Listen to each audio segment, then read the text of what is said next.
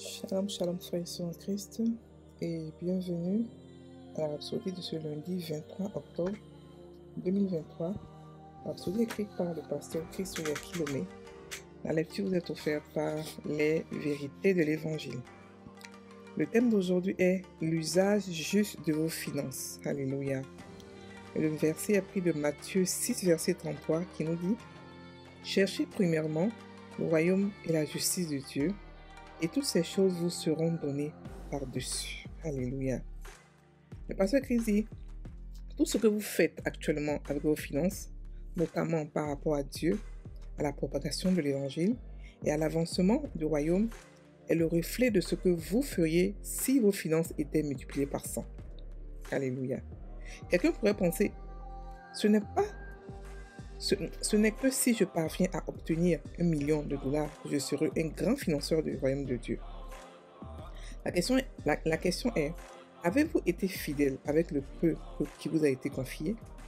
Avez-vous mis ce peu qui vous a été confié dans l'évangile?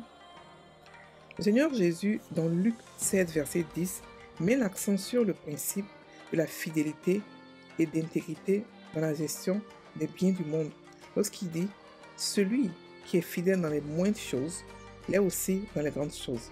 Et celui qui est malhonnête et injuste dans les moindres choses est aussi malhonnête et injuste aussi dans les grandes. » Si donc vous n'avez pas été fidèle dans le cas du manon injuste, les richesses injustes, argent, possession, trompeur, qui vous confiera les vraies richesses? On peut le lire dans Luc 7, verset 10 à 11, la version amplifiée. L'argent est un amplificateur. Il a la capacité unique d'amplifier, de magnifier et de révéler le caractère de quelqu'un. Chaque action et décision que vous prenez avec votre argent aujourd'hui témoigne de votre caractère. Et cet aspect fondamental de votre caractère ne changera pas lorsque vos ressources financières augmenteront. Vous ferez simplement davantage ce que vous faisiez. Pour les gens qui utilisent déjà leur argent de manière négative, disposer de plus de ressources financières ne fera qu'amplifier ces actions négatives. À l'inverse, si vous utilisez votre argent à des fins justes, en semant dans l'évangile et en faisant progresser le royaume, avoir plus d'argent amplifiera ces bonnes actions. C'est pourquoi vous devez examiner vos comportements financiers actuels.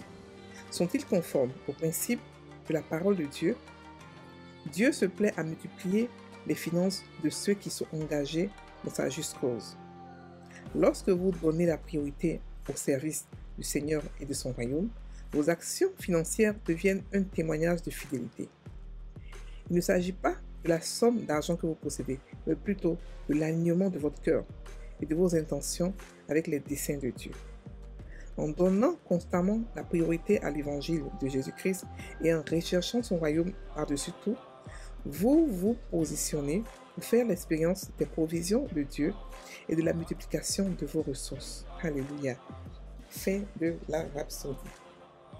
Alors, le pasteur aujourd'hui nous explique quelque chose de vraiment important pour le royaume des cieux, pour nous chrétiens. Il nous explique que nos finances, il nous explique que ce que nous faisons maintenant est le reflet de ce que nous allons faire lorsque nous aurons plus d'argent. Il nous explique que l'argent est un amplificateur. L'argent révèle la vraie personne des gens. Beaucoup de gens disent, ils quotent le verset comme quoi l'argent est la source de tous les maux. C'est faux. La Bible dit l'amour de l'argent est la source de tous les maux. Ce n'est pas forcément l'argent. L'argent pour nous les chrétiens c'est un esclave. On le fait travailler pour nous. Mais dans ce cas-là, il nous parle du fait que nous devons savoir où mettre nos finances. Nous devons être fidèles dans les petites choses, dans les choses qui sont terrestres. Parce que la Bible nous parle de les biens terrestres qu'il appelle, que la Bible appelle mammon, les richesses terrestres que la Bible appelle mammon. Il nous explique qu'il a pris une des paraboles de Jésus dans Luc 16, verset 10, qui expliquait que celui qui est fidèle dans les moindres choses, c'est-à-dire que dans les choses les plus petites, il sera aussi fidèle dans les choses les plus grandes. Il explique aussi que Dieu, dans son amour si on n'est pas fidèle dans les richesses du monde, il ne peut pas nous confier les richesses de spéciaux. Ce serait vraiment impossible pour lui. Donc, le pasteur met l'accent aujourd'hui sur le fait que nous devons mettre nos finances pour travailler pour l'évangile. Oui. Lorsqu'on dit travailler pour l'évangile, ça ne veut pas dire que on doit donner notre argent au pasteur n'importe comment. Non. Non, non, non. Vous cherchez une église qui est une terre fertile. C'est-à-dire que c'est une église qui fait assez souvent des campagnes d'évangélisation, qui fait assez souvent des prières de guérison, qui fait des choses pour avancer l'évangile, pour que l'évangile ait plus de clients, plus d'âmes, pour que l'évangile puisse prendre plus de propagation dans le monde entier. On a plein d'églises qui font ça. Ils ont des chaînes de télévision, ils ont des campagnes d'évangélisation, ils ont des radios, ils ont plein de choses. Ce genre d'églises sont des terres fertiles. Là où nous pouvons laisser notre argent travailler. Et là, l'argent va travailler. Le pasteur explique ici qu'il y a des gens qui ne sont pas fidèles dans les petites choses, dans l'argent, même dans la dîme et les offrandes. Ils se disent que quand ils auront beaucoup d'argent, ils pourront donner plus, alors que c'est faux. Alors que c'est faux. Frères et sœurs en Christ, la dîme a été instaurée depuis le temps de Adam. C'est Abraham qui a venu donner le pourcentage, la somme exacte. La dîme était quand Dieu a dit à Adam de ne pas toucher à l'arbre, et que cet arbre lui était consacré, il parlait de la dîme. Il voulait expliquer à Adam que dans ce que je te donne, il y a quelque chose qui est dedans qui est consacré. Et il voulait aussi apprendre à Adam la discipline. Donc la dîme, le but de la dîme, c'est pas que Dieu a besoin de notre argent, non. Il peut faire pleuvoir l'argent des cieux pour donner aux gens qu'il veut. Mais la dîme nous apprend à nous discipliner. La dîme nous apprend à savoir que ce que Dieu nous donne, il y a quelque chose dedans qui n'est pas pour nous, mais qui est pour les autres, qui est pour lui. Et lui, maintenant, il va décider ce qu'il va faire. Ça. Il peut prendre de nos pauvres ce qu'il veut. Vous comprenez? Donc, il est important de comprendre que même si vous n'avez pas beaucoup d'argent, vous devez être constant et fidèle dans vos dîmes. Oui, dans vos dîmes et dans vos offrandes. Il nous appelle ici, parce qu'il nous appelle ici aujourd'hui à la fidélité dans les choses les plus petites, comme la dîme et les offrandes. Parce que beaucoup se disent, comme je n'en ai pas, je ne peux pas donner. C'est vrai. Mais si tu en as, même si tu es un petit, tu peux donner le petit de ça. Et c'est en cela que ta fidélité sera un truc. Il explique que l'argent est un amplificateur, dans le sens que l'argent montre ta vraie nature. Là, on ne va pas dire que comme tu as l'argent, maintenant il va changer. Non, non, l'argent te montre en fait qui tu es, qui réellement tu es. Si pour toi, l'évangile n'est pas pour toi une priorité, et que non, tu ne donnes pas pour l'évangile, quand tu n'as pas, c'est pas quand tu auras assez que tu vas pouvoir donner. Non, ça ne sonne pas comme ça. Le même cœur que tu as, c'est le même cœur que tu vas prendre pour transporter là-bas quand tu seras riche. Donc c'est pour ça qu'il explique de pouvoir comprendre que c'est important pour nous d'avoir l'évangile comme notre priorité, pouvoir donner. Parce que quand on n'a pas assez, et par exemple, vous avez peut-être je vais prendre 100 euros, vous avez 100 euros par mois, et que vous donnez 10 euros, ça fait moins mal que quand on a 100 millions d'euros et qu'on doit donner 10% de cela.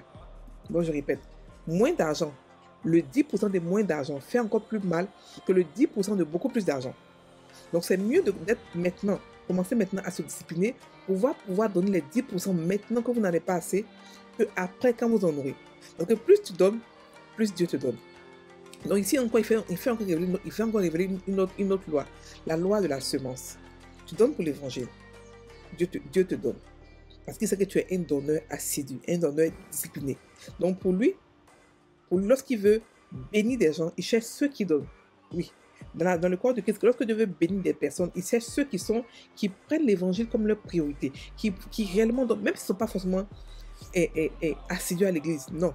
Mais c'est ceux-là qui n'ont pas peur de donner, qui comprennent que ce qu'ils ont en eux, ce que Dieu leur donne, c'est consacré à Dieu. Écoutez, il y a un secret que vous devez savoir. C'est qu'on a été comblés de toutes sortes de richesses. Nous, les chrétiens, on est riches, extrêmement riches. Et quand tu comprends cela, et que tu commences à avoir la mentalité de la prospérité, tu n'as pas peur de donner. Non. Parce que tu sais que quand tu donnes, pas pour pouvoir forcément aider, mais donne parce que tu en as tellement. Tu en as en surplus. La Bible dit que Dieu peut vous combler de toutes sortes de grâces afin que vous ayez encore un surplus pour d'autres, pour de bonnes œuvres. Ça veut dire qu'on a été comblés de toutes sortes de grâces. Le monde nous appartient. Les richesses de ce monde nous appartiennent. Vous comprenez? Donc on n'a pas à pleurer pour donner. On n'a pas à être avare. Quand tu en as, tu donnes. Si tu n'en as pas, on peut comprendre. Mais on a toujours quelque chose. Pas forcément l'argent, on a toujours quelque chose à donner. Ça peut être un talent, ça peut être le temps. On a toujours quelque chose à donner. Et Dieu bénit ce qu'on a sous la main. Donc, frères et sœurs, ne soyez pas avares. Ne soyez pas malhonnêtes avec les richesses de ce monde. Parce que si vous êtes malhonnête avec les richesses de ce monde, on ne pourra pas vous confier les richesses célestes qui sont encore plus importantes que celles de ce monde. Ok? Donc, donc le pasteur ici explique que nous devons comprendre que l'argent ne change pas les gens. L'argent montre effectivement leur vraie nature, notre vraie nature. Donc, on doit utiliser l'argent de manière positive. Quand quelqu'un est méchant, même quand quelqu'un prend son argent de manière négative, lorsqu'il a encore plus d'argent, c'est la même chose qui continue. Ça ne change pas. Il ne dit pas comme maintenant j'ai de l'argent, je vais maintenant devenir quelqu'un de bien. Non, non, non, ça ne change pas. Il utilise tout de manière négative. Et puis arrêtez de croire que Dieu bénit. Quand quelqu'un est riche, c'est que Dieu l'a béni. Non, c'est faux. Dieu bénit toute la terre. Il y a des lois pour la prospérité qui sont là. N'importe qui met ces lois-là en place, la personne a des résultats. Ce n'est pas parce que quelqu'un est riche que Dieu l'a béni. Ça, c'est une parenthèse. C'est juste pour vous dire que ça n'a rien à voir avec la bénédiction de Dieu. Alléluia. Nous devons utiliser notre argent pour la progression de l'évangile, la progression du royaume des cieux. Et c'est en cela que nous serons appréciés de Dieu. C'est en cela que c'est ce que Dieu appelle la sagesse. Alléluia.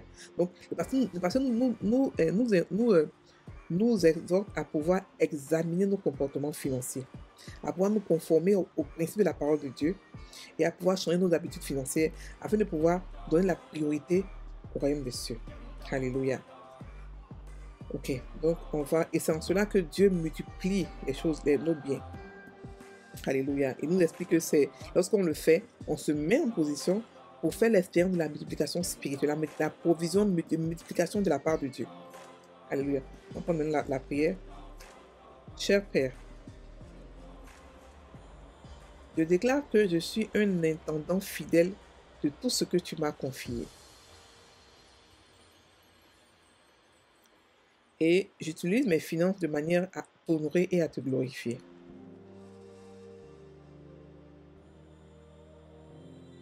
Mon caractère financier est enraciné dans la justice. Je donne généreusement, semant les semences de bénédiction et m'engageant à la prospérité et à l'avancement du royaume. Au nom de Jésus. Amen. Frères et sœurs en Christ, passez une bonne journée, soyez bénis.